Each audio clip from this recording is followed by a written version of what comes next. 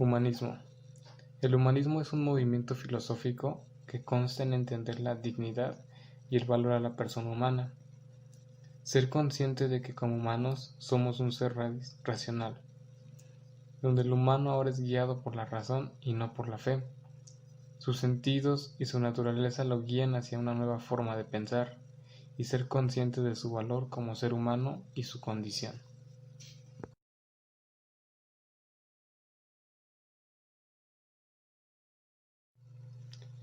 Es muy interesante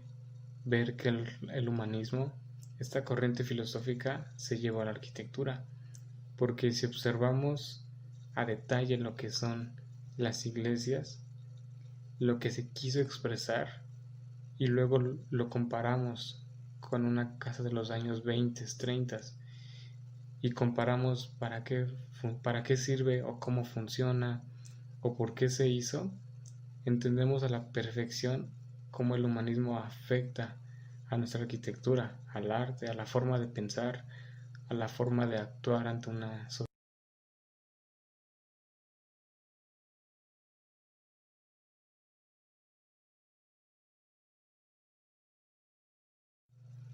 De lo más interesante del humanismo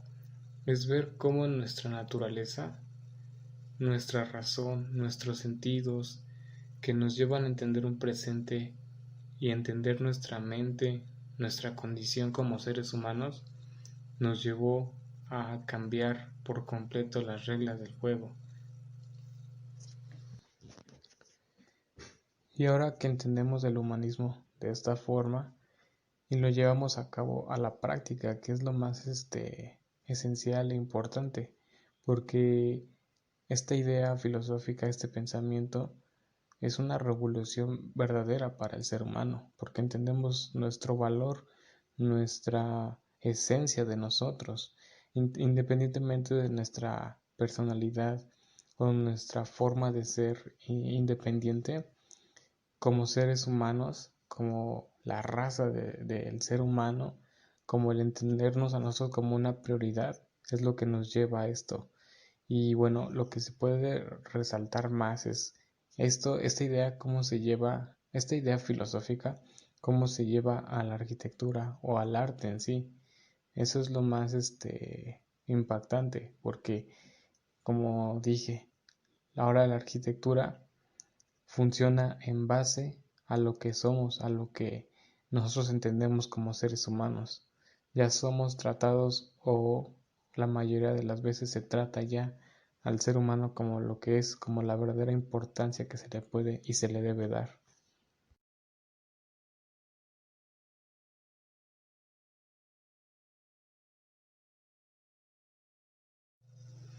Creo que el utilizar la palabra razón ya es común porque, por ejemplo, podemos dar o decir, le doy la razón a tal persona, tiene razón, pero lo decimos de una forma, creo, ya inconsciente, porque si la razón es es el verdadero camino que debemos de llevar, debemos entender que estas premisas tienen que llegar a un hecho sólido. Entonces creo que dar la razón o entender esta razón que nos lleva después al racionalismo es más entender como un método científico o entender una verdad absoluta,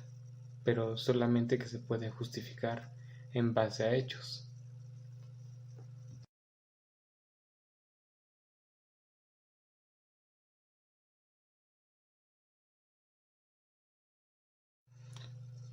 Y bien, ahora entendiendo cómo el humanismo funciona a través de la razón, y esta razón nos lleva a construir, a entender la arquitectura desde otro modo, o sea, cómo este movimiento filosófico nos lleva a planear, a justificar lo que estamos haciendo, vemos aquí un modelo humanista en Roma, que es el arte, es aquí donde el arte romano repercutió enormemente en las culturas occidentales, siendo la base cultural de Occidente hasta nuestros días. Si nos fijamos bien, observamos a detalle lo que es la arquitectura romana, vemos que el centro de todo, o vaya, la forma en la que se hacía, era con una perfección, una simetría, dándole una función, y esa función corre de la razón.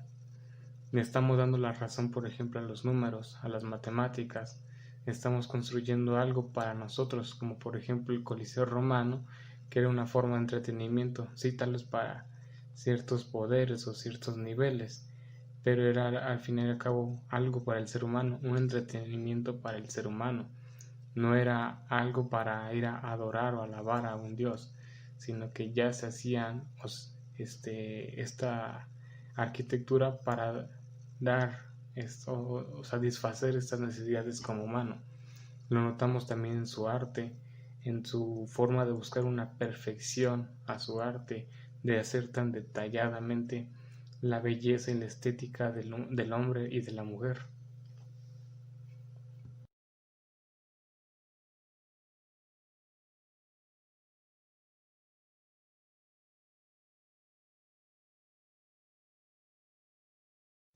Y bien, ahora en el modelo humanista en Venecia, en el patrimonio artístico y arquitectónico de Venecia se encuentran obras de siglos de historia y de muchas y muy diferentes corrientes artísticas, pero también estas corrientes o estas obras son parte de ya una razón, son parte de un edificio que funciona, como por ejemplo en las imágenes que observamos, vemos cómo los edificios, departamentos, casas, se construyen de una forma que están funcionando, que son funcionales para el ser humano, que sirven para las necesidades, sí, tal vez periódicamente diferentes, pero si bien hoy en día podríamos habitar una de ellas, es porque siguen funcionando a nuestras necesidades de hoy en día.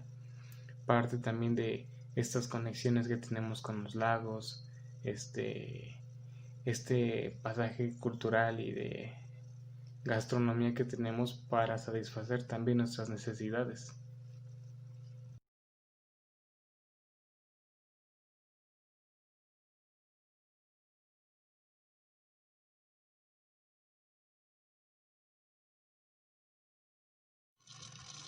Algo que se debe de agregar es esta mezcla de cultura que tiene Venecia, por ejemplo. Esta mezcla de sistemas constructivos diferentes, de arquitectura, de tendencias de diferentes años en cuanto al arte, la visualización a un campo más urbanístico, el entender el funcionamiento de la ciudad de Venecia es muy interesante. También juega mucho a la esencia de Venecia como un sello particular. Estos edificios con estas ventanas largas, edificios grandes, materiales como el ladrillo, ciertos colores que te dan una armonía que se percibe claramente, que se puede ser como muy reconocible el lugar gracias a la arquitectura.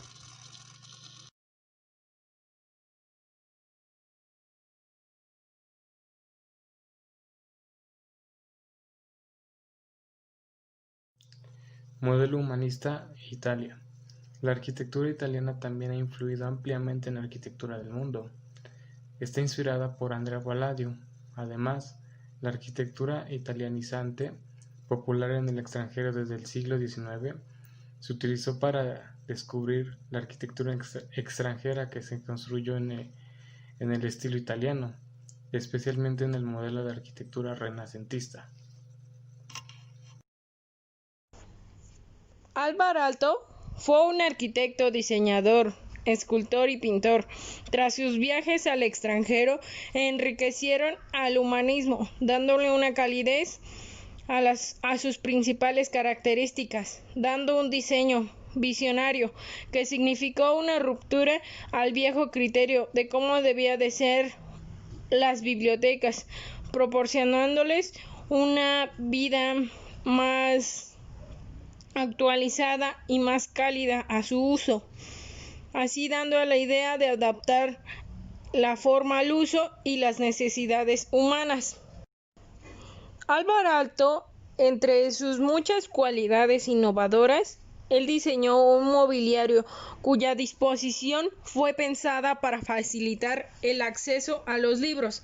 Además, fue uno de los primeros arquitectos que tuvo en cuenta su diseño a la biblioteca, al usuario infantil. Fue el primero que diseña una estantería sencilla de construcción con herrajes verticales en los bordes y diversos anclajes que permiten que las baldas sean graduables a distinta altura según el tamaño de los libros. Los colores y la iluminación también fueron una gran importancia de la trayectoria de la obra del arquitecto para entender su influencia en la era vital en el comportamiento del ser humano. En cuanto a la iluminación, Álvar Aalto convirtió la sala de lectura en un lugar culto para estudios a la arquitectura. Construyó 57 claraboyas en el techo, cuya misión era expandir la luz natural y difusa por toda la sala, con el fin de no crear sombras ni reflejos a los usuarios lectores, con independencia del lugar en donde estuvieran situados. Álvar Aalto tenía una frase, la cual era: el objetivo principal de un arquitecto es crear un paraíso. Cada casa, cada producto de la arquitectura debe de ser el fruto de un esfuerzo para construir un paraíso terrenal para las personas. Las salas principales de la lectura y lo que es los préstamos de libro tienen ingeniosamente o crean un sencillo espacio nuevo y continuo en donde podemos encontrar el depósito y la biblioteca infantil. Esta está debajo de la planta en la entrada, con un acceso al interior y que se encuentra en lo que es los depósitos y va directamente a lo que es la biblioteca infantil. La sala de conferencias es una de las ondulaciones que podemos apreciar, que está en la parte del techo, en el cual pues está formado para que el sonido sea más eficiente en cada rincón de la sala. La sala de lectura, la iluminación es muy magnífica gracias a que se ha convertido en uno de los espacios de culto para los amantes de la lectura y de la arquitectura. La acústica en lo que es la sala de conferencias, el arquitecto resolvió la acústica del espacio con el diseño de ondulaciones en el techo realizadas con listones de madera de pino caleriano. Las paredes tenían un revestimiento textil, el suelo era de madera, los muebles eran los característicos taburetes apilables de alto y sillas con respaldo y realizados en madera curvada.